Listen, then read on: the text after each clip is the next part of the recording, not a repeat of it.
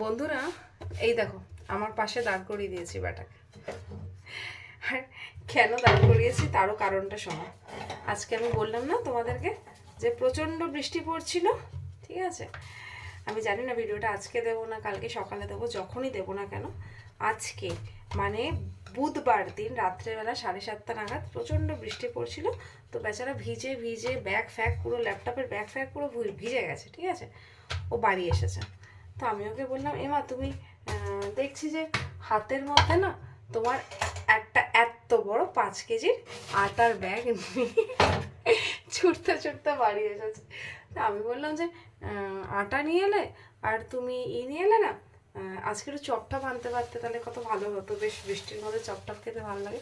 তখন বলছে, উরি বাবারে কি জোরে বৃষ্টি নেমেছে, একদম আমি চপ আনার মানে দাঁড়ানো যাচ্ছে না এত বৃষ্টি।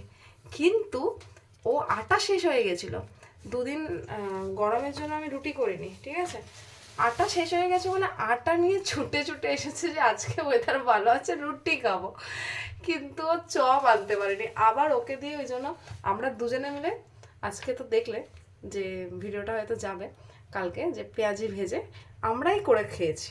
আমি বললাম ঠিক আছে, পেঁয়াজিটাও যখন ভাজবো তো পেঁয়াজিটাও তুমি আমার সাথে ভাজবে, রুটিটাও তুমি আমার সাথে করবে।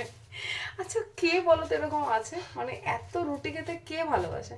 গরম হোক ঠান্ডা হোক, মানে চপ আনতে পারলো না কিন্তু বৃষ্টির মধ্যে ভিজে ভিজে 5 কিলোর আটা হাতে করে নিয়ে চলে এলো।